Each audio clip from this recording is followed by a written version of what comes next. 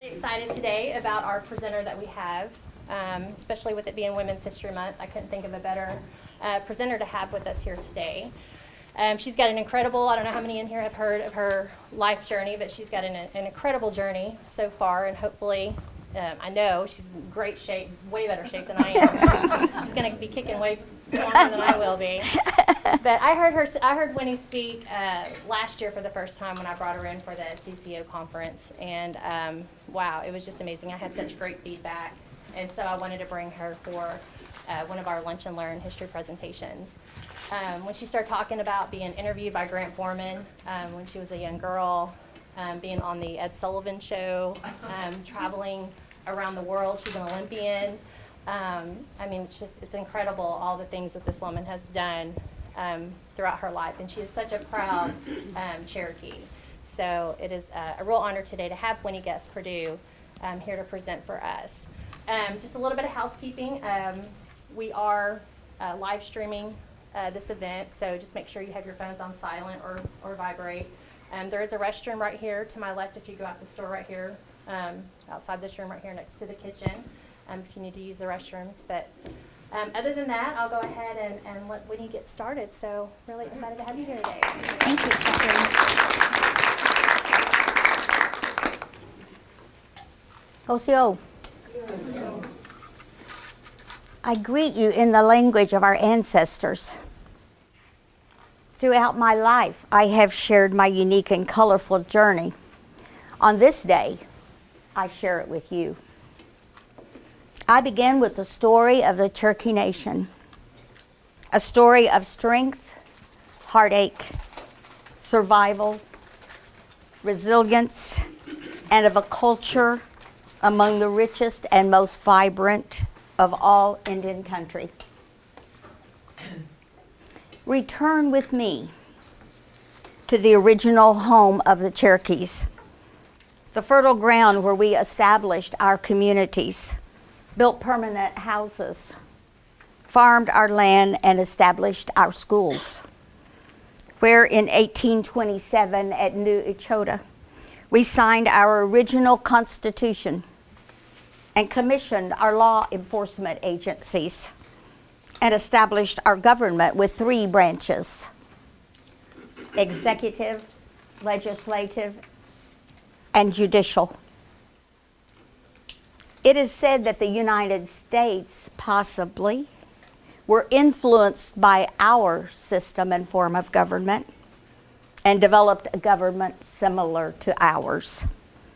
We, by the 1830s, were electing our leaders and had developed our own written language. And we were printing our newspaper in that language. Over 170 years of Cherokee journalism. We were non-warring and we were industrious and prosperous.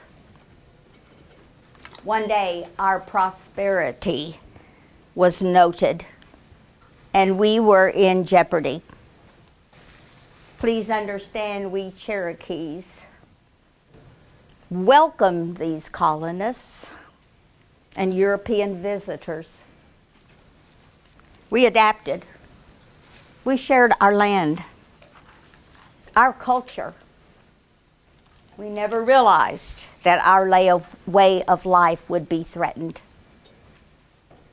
Aware of the manifest destiny, the belief that the West would be settled at any cost, we realized that our land with its natural resources was highly valued and subject to the greed of others. President Andrew Jackson was not a friend to we Cherokee. He moved without hesitation to activate a plan to encroach upon our land. His policy was to remove all Indian tribes from their ancestral homes. All tribes were in jeopardy, and most tribes had no way to defend themselves against removal. We, the Cherokees, took legal action. We were by no means incapable. And when the government of Georgia refused to recognize our autonomy and threatened to seize our lands, we took our case to the U.S. Supreme Court, and we won a favorable decision. The Cherokee Nation versus Georgia held essentially that Georgia had no jurisdiction over the Cherokees and no claim to our lands. Georgia officials ignored the decision, and Jackson refused to enforce it. President Jackson, personally affronted by John Marshall, Mr. Marshall, now let him enforce it, arrived in Georgia to remove the tribe forcibly. In 1835, some Cherokee leaders agreed to accept a Western land payment in exchange for relocation. With this Treaty of New Echota in hand, Jackson ordered the Cherokee removal. Not one of those who signed the treaty was eligible or had the authority to do so. Chief John Ross resisted until the bitter end. An estimated 16,000 Cherokees were gathered and arrested at gunpoint and held in camps, where several thousand died of disease, starvation, and exposure. Some fled, hiding to avoid arrest, and they remain on our eastern band. Ultimately, an estimated 20,000 Cherokees were forced during the dead of winter, with little or no supplies or firewood, to walk westward to what would become known as Indian Territory. This infamous march by we Cherokees is known as the Trail of Tears. More than 175 years ago, my ancestors took the first step of a journey that would lead me here today. A step that established the Cherokee Nation's significant role in the history of Indian Territory and in the history of the state of Oklahoma.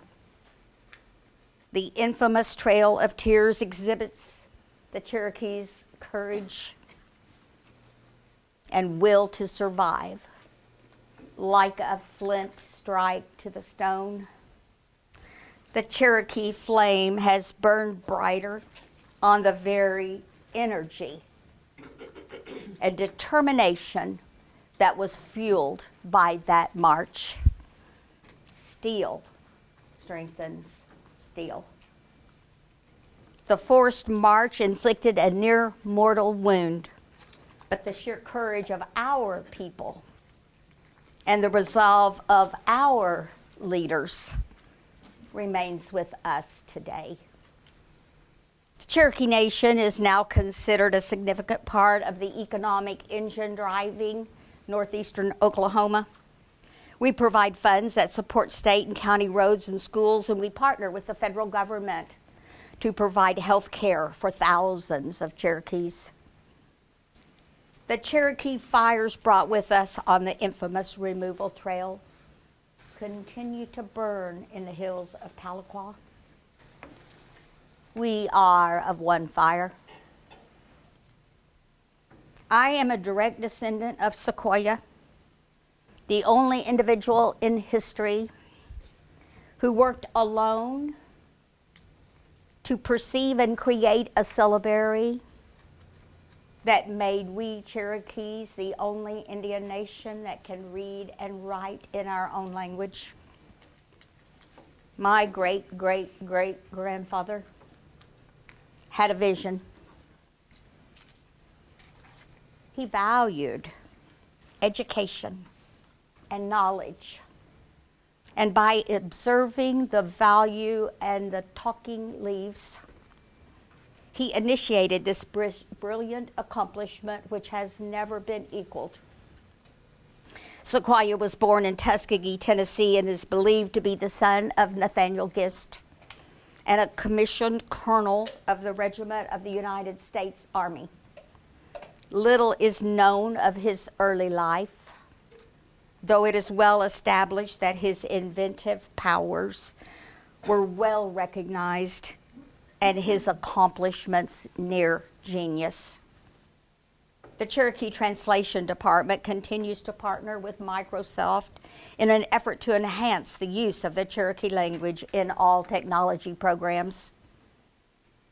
Amazing enough, the Cherokee language is the first native language integrated into iPhones and iPads and is an option on Google search engine.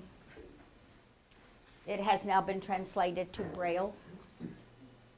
A statue of Sequoyah stands in the National Statuary Hall in Washington, D.C., a fitting memorial to him. My father, George Guess, was born in Indian Territory. On his family's original allotment, his father was an honored medicine man.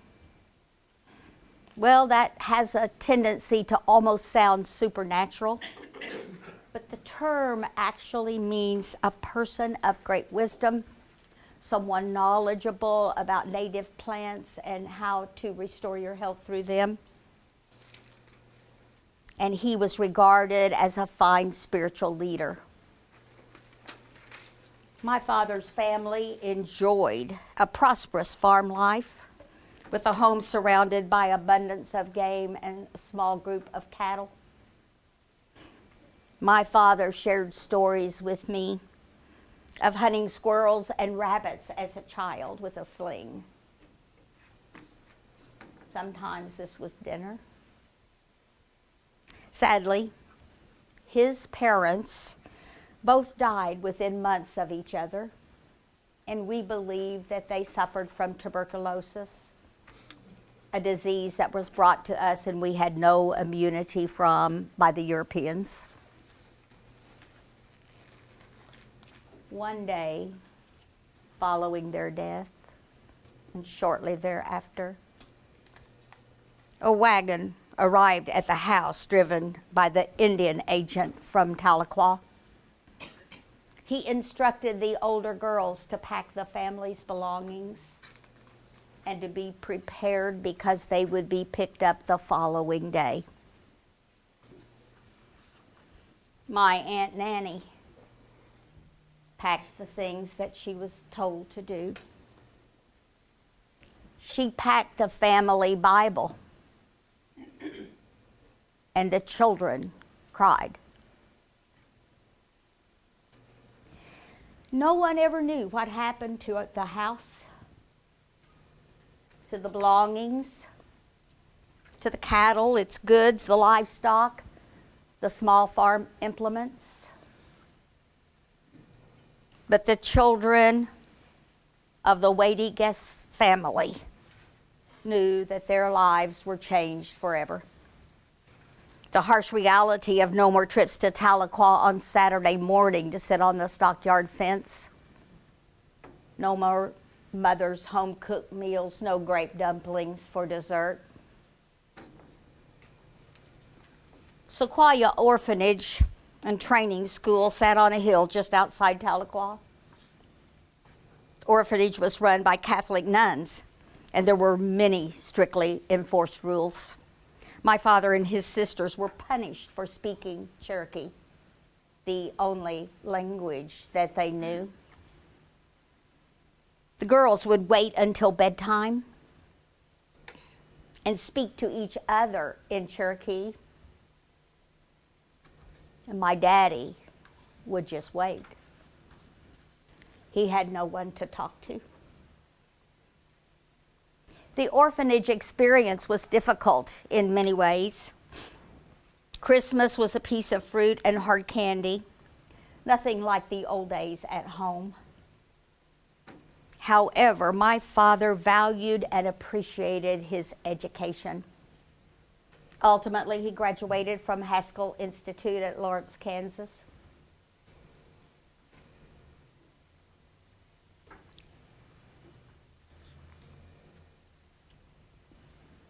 My father was a talented bow maker, blacksmith, artist, wood carver, silversmith, and designer and creator of original beadwork.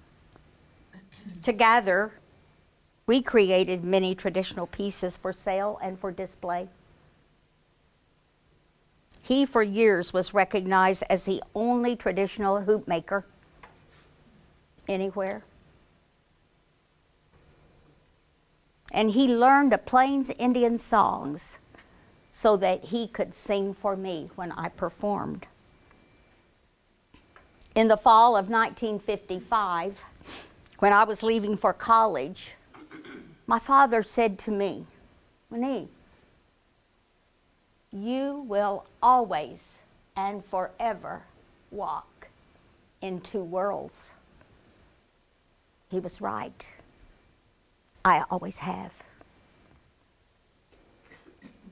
I am Winnie Guess-Perdue, the only child of George Guess, pureblood Cherokee, and my mother, Virginia Campbell Guess, a school teacher who taught her students English as they were teaching her Cherokee.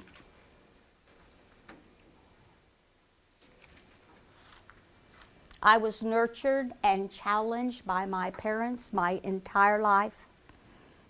They always set the bar very high.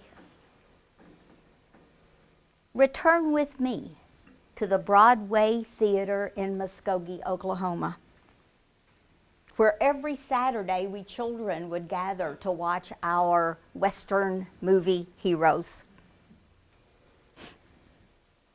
One day, I realized I was the only one cheering for the Indians. My mother always told me I was a free spirit, and she was right. I have never feared to be the lone voice. I have made my own path.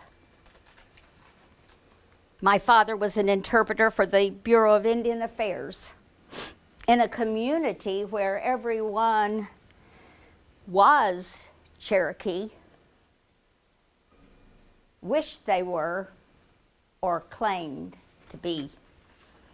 School days were rewarding for me, and I was a good student, and I was a class leader. I participated in many school activities. That was what was expected of me. One day, famed historian, not an Indian, Grant Foreman, sent word to my parents that he would like to talk with me. And the time was scheduled. And he sent his houseman to our house, the 3 blocks, to walk with me back. Mr. Foreman and I just sat and visited. And after an hour or so of these visits each time, Mrs. Foreman would come in and we would have tea. One day I followed her to the kitchen and I said, "Mrs. Foreman, why does Mr. Foreman want to speak with me?" She leaned forward ever so bit. She said, "Winnie, he wants to know what you know." I'm even more confused. What would a 10, 12-year-old tell a man of this stature? What could I possibly know that he wanted to know? Like the tea that we were making, my life has been steeped in Indian tradition. My next door neighbor was Renard Strickland. Perhaps you know who he is. Indian advocate, published author, law expert. He and I took ballet and tap dancing together. Well, Renard dropped out of the lessons and I continued to study ballet. When I was 12, famed Indian ballerina Yvonne Choteau auditioned me, unbeknownst to me, and approached my parents and said that she wanted me to come and study as her protege in New York City with the Ballet Russe. Something very foreign to my whole family, but my parents made the arrangements for this new adventure, and I was enrolled in professional children's school. My father agreed that he would remain in Muskogee to continue to earn our living, and my mother would accompany me. I was very uncomfortable with this plan. Something happened. During this time, I was captivated by Plains Indian dances, and somehow I convinced pureblood Kiowa Jack Enque to teach me, a Cherokee female. Plains ceremonies are generally and traditionally performed only by men and by Plains Indians. I promised never to disclose who taught me, and I promised never to perform them in public. And Jack later told me that he doubted I could ever master any of these dances. My lessons were held in Dick West's art studio on Bacone College campus. And when I would go to my lesson, I got to view Dick West's artwork across the wall and on easels where I would see the progress every week of the part that he was working on. I did not know that would one day be history. Well, the rest really is history. Within 5 months, I had mastered hoop dance, eagle dance, stomp dance. I was dancing soon with Jack as he and I did specialty dances all over Indian country, powwows, Anadarko Indian Exposition. We traveled the state. His own family did not speak to him for 2 years because he had taught me these traditional dances and ceremonials. But they too accepted me sooner or later. In those days, everyone camped out in teepees and tents, and we cooked over open fires. And we sang the songs that transported you to a time now gone by. The early powwow experience was one like no other. I remember when there was no air conditioning and we danced on the earth. I remember when no one danced in beaded tennis shoes. I remember when everyone drank from a pail with a single gourd dipper. I remember. I speak of these things because now I am almost the only one that remembers. Our unprecedented performances had long ago dissolved the clash of cultures, and it had allowed me to seize this opportunity to share my Cherokee heritage with these Plains Indian friends. Several years ago, I was recognized and honored by Tulsa Powwow Club as groundbreaking early female fancy dancer. I was humbled when I was presented and entire families stood in my honor. The significance of this experience is magnified as I was one of 2 females to ever master the intricate hoop dance and perform it in its original way. In 1954, Jack and I toured with Bacone Indian College, and we performed on many stages in New York and all along the way as we traveled with the Bacone Choir. many national TV appearances.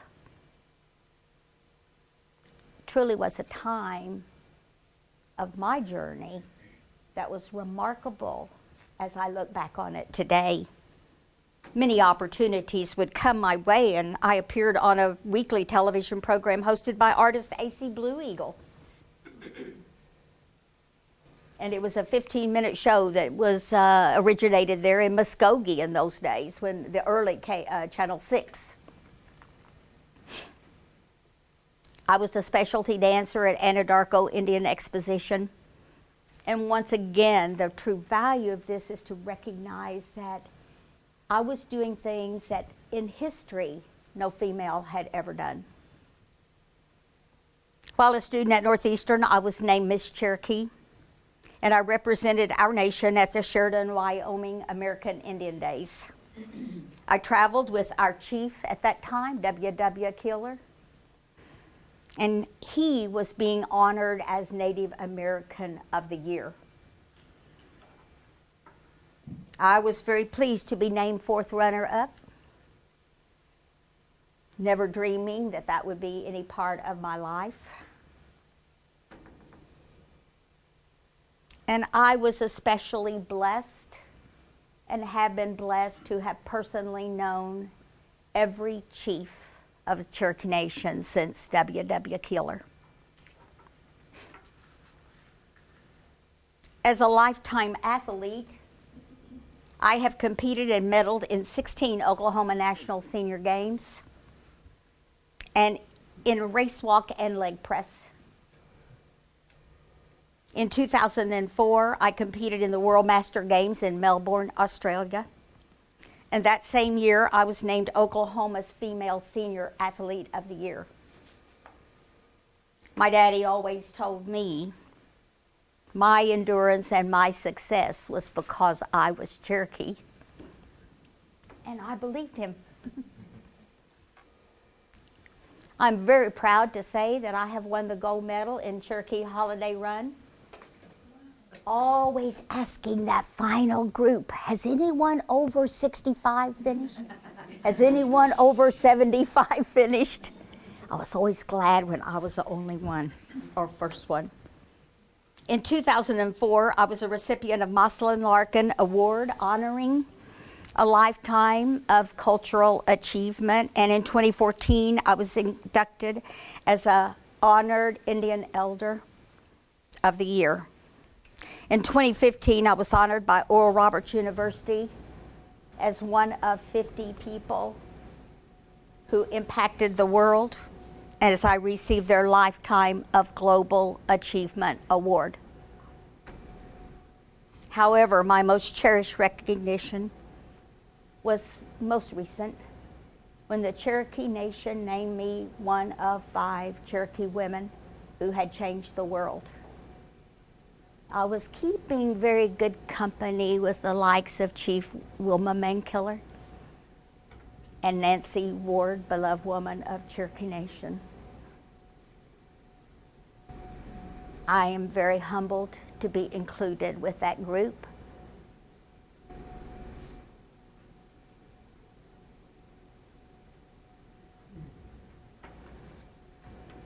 Recently, through audition, interesting enough, at this very site, I was chosen to portray elderly Nanny in the short film of the same name.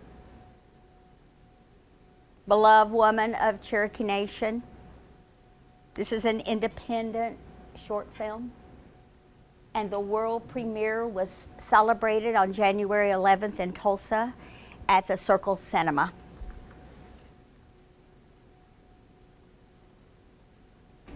Within the next couple of months, I am scheduled to appear in a PBS program titled Searching for Sequoyah. And the arrangements are currently being made for all of us to travel to Mexico in search of that final site where his remains may be. We have no inclination that we will be successful, but I am truly honored to be a part of all of this. Remember, my father said to me, I would always walk in two worlds. I always have. And I have always valued and recognized our tradition, our story, our significant role that we continue to play. I think of our veterans. I have always held the mantra that women can be warriors.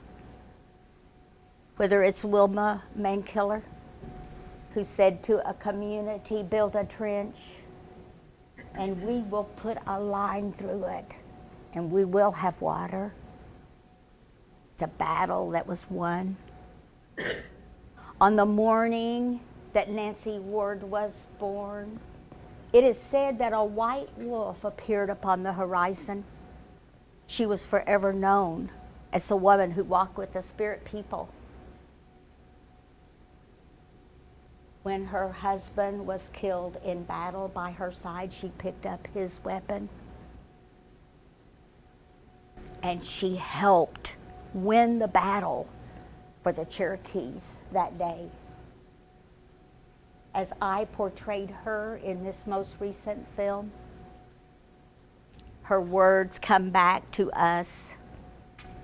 We have given the Americans enough. They should not ask for more. It was an imaginary line drawn in the earth. Peacekeeper that she was. Her final thought was, we have given enough. She was a warrior. Dick West, who was the sponsor for Bacone Indian Club, came to me and said, we were at a performance, and said, Winnie, the guy that was supposed to do the shield dance, takes two to fight. No one can do it. Can you do it? Jack Anque, my teacher, was standing by my side, and he said, she's seen it many times. She will do it. I'm 12 years old. I had never done this before. But I shouldered a shield decorated with eagle feathers, and I raised a lance.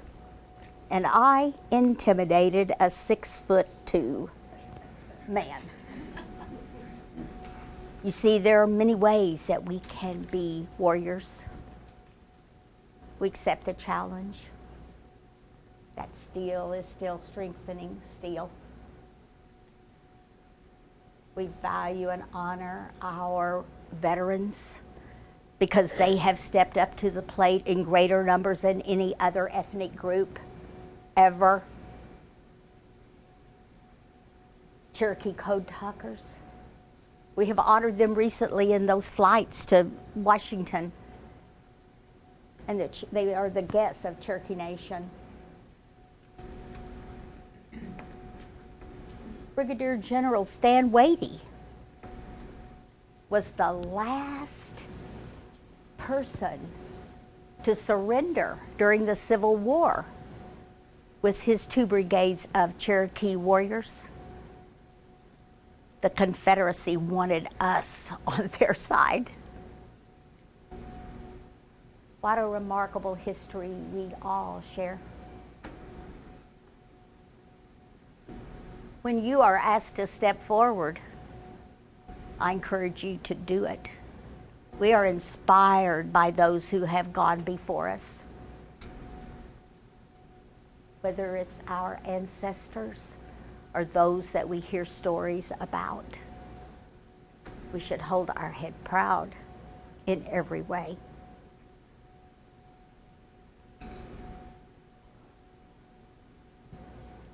Recently, my daughter said that she had found me as a historical site on my hometown webpage or something. My only response could be, I guess if you live long enough, pretty much anything can happen. So I'm now a site, I guess. as I said, just like my father told me, Winnie, you will always walk in two worlds. My journey continues. I dedicate myself to sharing my heritage and honoring my culture. I am a trustee emeritus of the board of the Cherokee Heritage Center, trustee emeritus of the National Cherokee Historical Society, and I am the Cherokee representative on Greater Tulsa Area Indian Affairs Commission. It seems that our lives come together like beads on a loom. Ordinary events and ordinary people that create an extraordinary tapestry of our lives. Today I stand before you a proud elder of a Cherokee Nation, an honored enrolled citizen,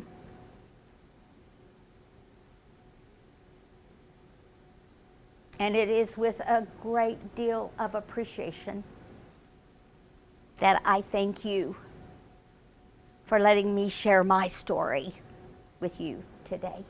Adon.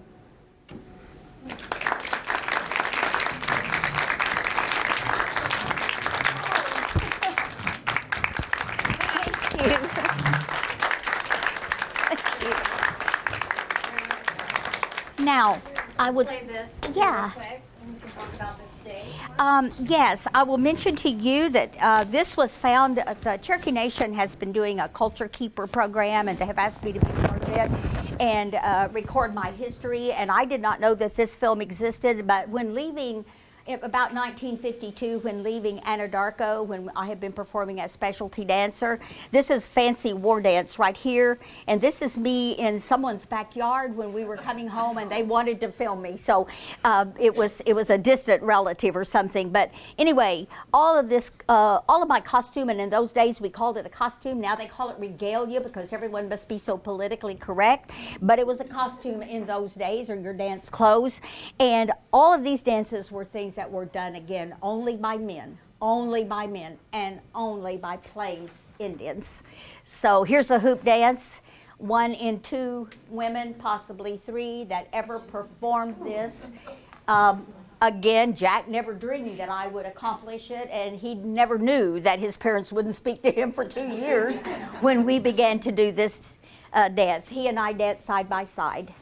And once we were actually on a Bacon trip, and we got the hook in a Baptist church in Cincinnati, and they said that we were dancing in their, at their front of their church. But when it was explained that these were ceremonial, spiritual things, then they were okay with it. And you were about 12 at this I was, time? at this time, I'm about 15. Mm-hmm. Is that your dad? No, these are the miscellaneous people. But I'm so grateful that they took this. This is Eagle Dance, and this is always done with 2 people in making circles. And to let you know that it is depicting the eagle bringing messages from the Great Father to the people. And it just really depicts and shows the eagle in flight. And again, this dance is done by no one today. I went to see it, I thought, and 10 years ago, and it was not the same at all. So this is why I think Cherokee Nation thinks this is so valuable, is because this is lost now. No one does this. Now, I did it 3 years ago at Gilcrease Museum, and again at the museum in Bartlesville. I could do it for you today.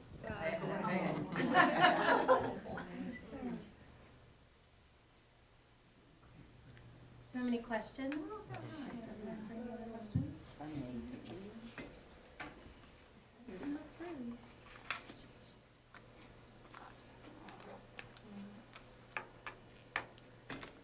And this is this dance has 3. See how I'm shaking bells and you squat. It's called squat dance, hummingbird dance, or there's another name for it. Butterfly.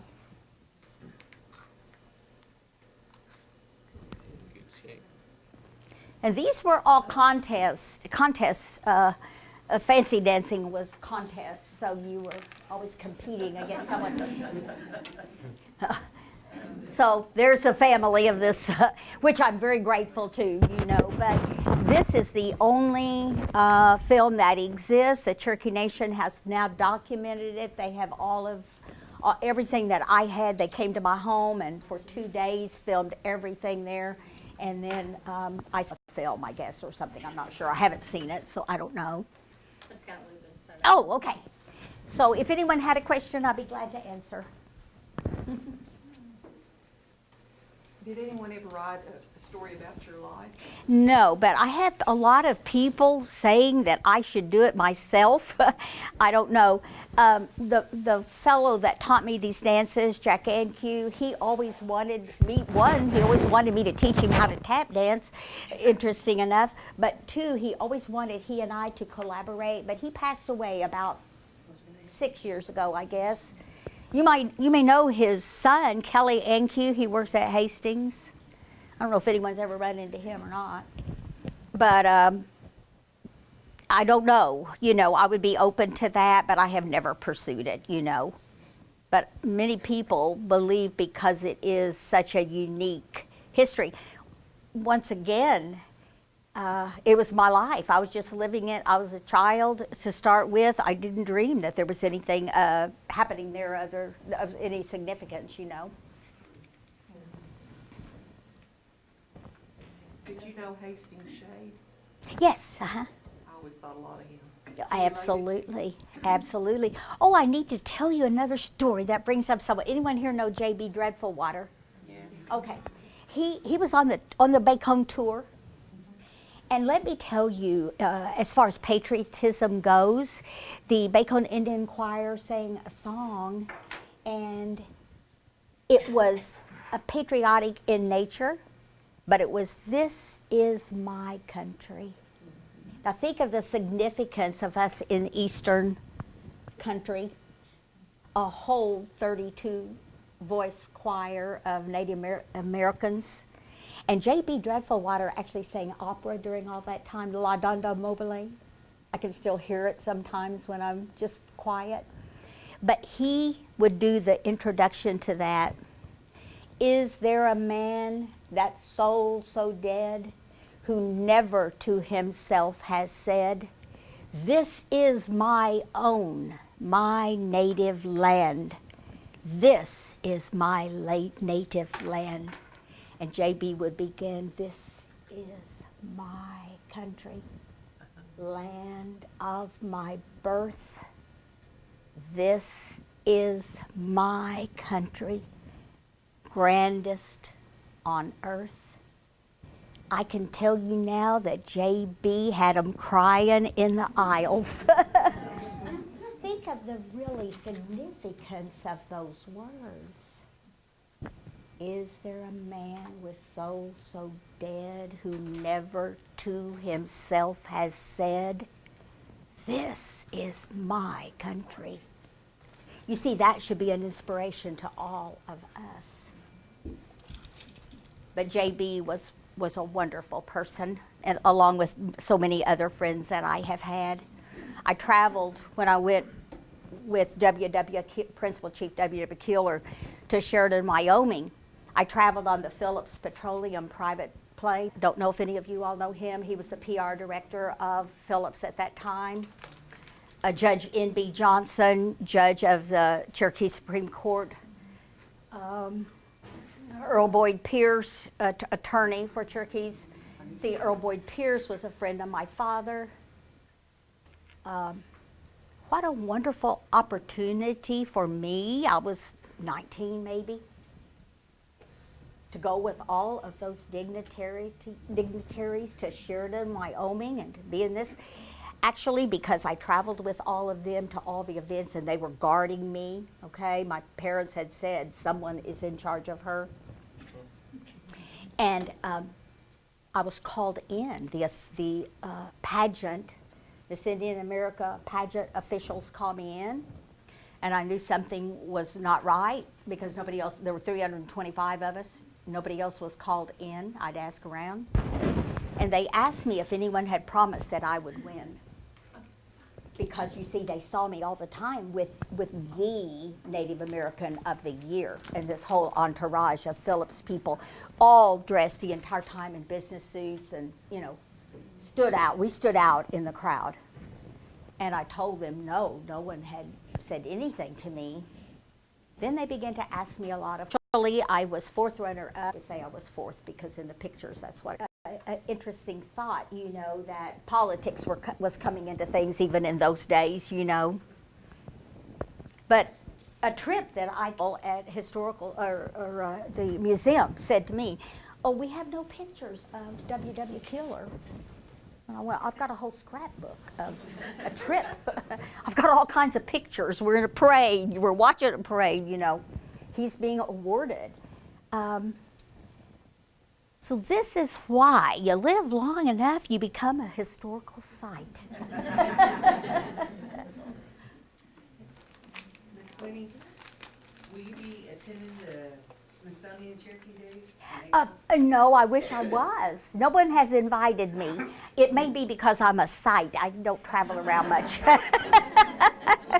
I would love to do that. I would truly love to do that. You know, opportunity, that's such an important thing about life, all of you people here. When you have that open window, open door, take it. Be bold and step out and take a new experience. None of these things would have happened had I ever, you know, not realized I was the only one cheering for the Indians. You have to be bold sometimes, you know. We might need to put that bag in somebody's ear and let them know she's there. Next year. Maybe. At what age did you stop dancing? Oh, you know what? That's a good question. I was a little girl stopped dancing, but let me tell you, I was at the first Cherokee National Holiday. We stopped dance right there at the entrance of the museum today. Always there were stomp dances there for years, you know. Now no one wants to stop dance in public. So in my mind I'm thinking, why was that so accepted and why did we do that? Well, it was because those original first 10 Cherokee holidays, there wasn't anybody there but Cherokees. See, I have those original programs from those holidays. Some of them were just a folded one sheet, a single sheet that you put through an old memory graph machine. Many of you might not even know what that is, but you would reproduce it that way. Okay. You would reproduce it like that and fold it, you know, crease it a little bit and fold it. So really, in these dances, the Eagle Dance, that is an entire, I'll tell you a little bit about that, except for Native people. And now, really, it's almost a thing of the past. You know, it's hard to come by a full night costume was, Jack made it for me, old school way. There is no glue on that. You know, today we take shortcuts with everything, but all of that was wrapped and tied. You took the quill and you had to split it and pull away apart and fold that over and stick your leather through there to make that bustle. But that is a costume now, full set of eagle feathers, all perfect, that, you know, is under my bed in a big old, you know, but it's got layers of tissue paper in between. And the kinds of things like that on a day-to-day basis you never think about. My goodness, this is museum quality stuff that nobody is making it like this ever again. And you go to powwows today. I don't know if any of you ever been to a powwow. You may have been the one during the holiday. But you know, the feathers are huge. It's called a bustle. You have two bustles, one at your shoulder and one at your waist. And those are huge now. I mean, they almost overtake the dancer. And you saw here, that is old, traditional, old school way. Did they have all that on display at the Supreme Court? Was that on display? It was. Okay. My entire, yes, all my feathers and everything were, thank you for bringing that up, Catherine. When the 5 of us were honored, they did a exhibit at the Supreme Court Museum here in Tahlequah, you know, and they did have all of my feathers there and displayed. You know, it looked like I was standing with my back to someone. And they did a wonderful job of that. They included all of our histories on big panels, and they now take those panels a lot of places, I guess. I'm hearing, I know they had them at the premiere of the film. And We had it at the conference last year too. oh yeah, that's right. That's exactly right. Yeah, they need to do something like that at the Heritage Center, because there's limited space in that museum, but Mm-hmm. maybe at the Heritage Center, it'd be nice to see more of, you know, you and the other 5, or the other 4. Well, yes, I guess. Uh-huh. Because it was you, Wilma, Mary Golda Ross, Yes. Nancy Ward, And who was the other one? Salu. Yes. Right? Is that right? Phil? Sorry? I like it well. Figured you just. I should have had that I think that's written right. down somewhere. But I can tell you on the day that I received that notice, I was totally overwhelmed. Just as I am every time I have an opportunity to share my story. You could see occasionally I was emotional about this. I'm passionate about it. I'm passionate that I get to represent our people. I'm passionate that I have any story that anyone would want to hear. And I value every opportunity that I have. You know, I always told the Heritage Center, if we don't tell our story, someone else will tell it for us. And it won't be right. I see so many things on the internet, and I don't do the internet much, but just in research in various ways, educational ways is what I use it for. I see many people identified that are not those people. Several days ago, while I was at Gilcrease Museum, I saw a photograph, and it identified the people, one of them to be Dick West, and it wasn't him. I know Dick West. I was reading a book of A.C. Blue Eagle, and it mentioned the Thunderbird Tea Room in Muskogee, Oklahoma, that was located on West Broadway, and I went, no, it was located on 3rd Street. I was there having tea many times. Nettie Wheeler was the lady that ran the tea room. She wasn't Indian, but she had all Indian art, Native American tea room. During that same time, they had they celebrated Native American Progress. That was about 1940. And we had a huge big parade, and they blocked off that same 3rd Street where Nettie Wheeler's tea room was, and they drew the seals of all the 5 tribes. And they painted them, and those were in the street for years and years. It was a whole week and a half of activities. Interesting enough, Bacone College had a float. One end of it was devoted to my father and to me. We have pictures of all this. And it showed my father depicting Sequoyah and holding the syllabary in one arm, a pipe that he had carved himself. And it was showing from Sequoyah on one side, and then as with a woods kind of a trees cut, you know, that kind of thing, blocking. And then on the other side were Bacone students with their cap and gown. You see, just life's experiences, just the things that happen in a town like that. Everybody knew Daddy and me. So I didn't get away with anything. I have a question. You know, you did the Eagle Dance. Uh-huh. Have you ever seen the Eastern Band do that? Eastern Band, yes, I have. It's nothing like that. No, totally different. Totally different. But And to try to portray it or sell it like that's the original. and for Cherokee Nation, it may be. See, this is where you then get a little bit fuzzy, because I'm doing Plains Indian.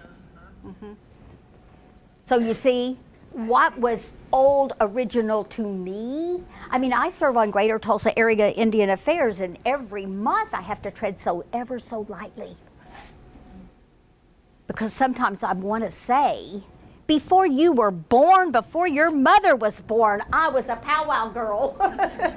Don't tell me about powwows.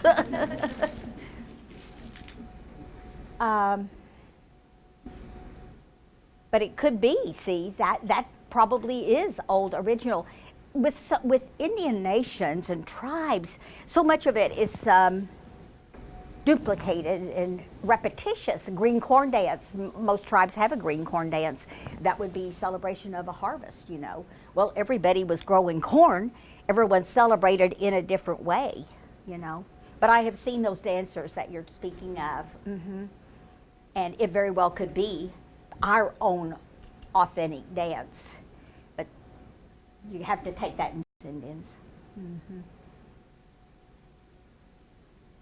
But you know, there is still a bit of a,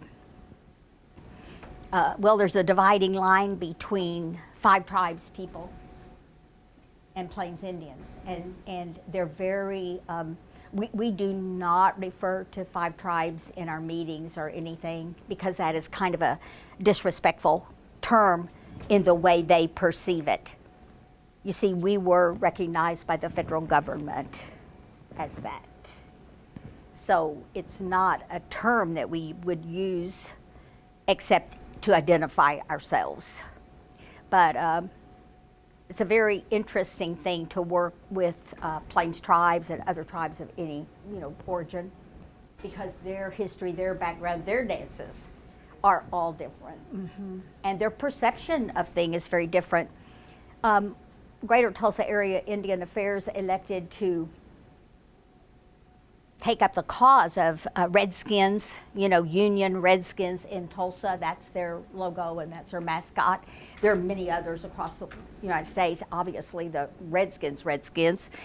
And they wanted to write a letter, you know, and to start this little bit of a adventure to go into that, try to get that changed. And I realized right away that their letter would be antagonistic, and the letter would not be beneficial to us as an organization. So I volunteered to write the letter.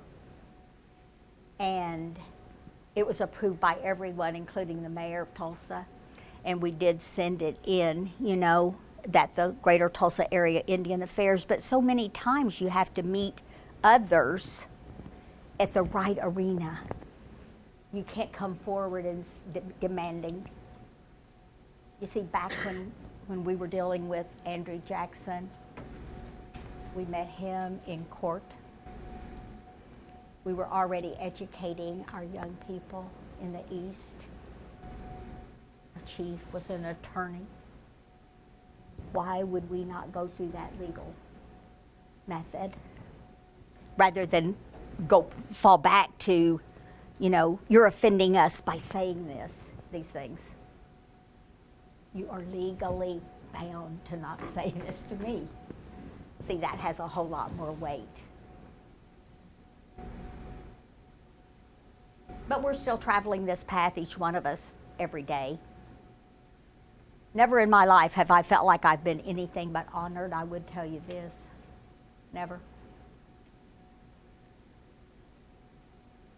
You know why? I demanded respect. Demand is a strong word, but respect sometimes is hard to come by.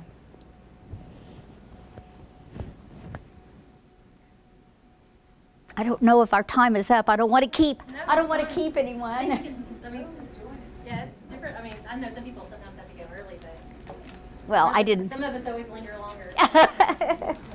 I didn't want to stay longer, overstay my welcome.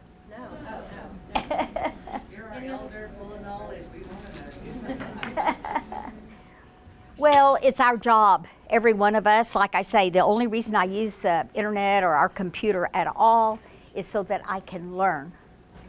Learn as much as you can, because then you can be the catalyst of change. You can be the person that inform someone else. We got the head informer back here, you know. Communication, communication, communication. But that's what it's, you know. Someone else is going to be telling our story if we don't. And do we really want that to happen? I don't think so, you know. And you do it so well. Oh, thank you. Thank you. Yeah, we live stream, and then he cuts it off like I, so. I've never done that, I don't know. It'll be archived, right? Huh? It'll be archived where you can watch it again? Yeah, we archive it, Yeah. and we edit if we need to, you know, we can stop it if we need to, or whatever. But. I'm very sensitive to that word archive. I'm not. Well, thank you. I mean, and those who want to stay and talk for as long as you want to after the program. I know some of them have to go, but thank you all for coming today, and I hope everyone signed in. Oh, my pleasure. This was wonderful, and I do the National Park Service. We're actually doing a cemetery preservation workshop. It's actually going to be a 2-day event. We're going to do. I don't have the date on me, but whatever the third Thursday is next month, he's going to come in and talk, and then those who actually want to get out and are physically able to, we're going to do more information. You'll see more information about that. So, anyway, thank you so much. You're welcome.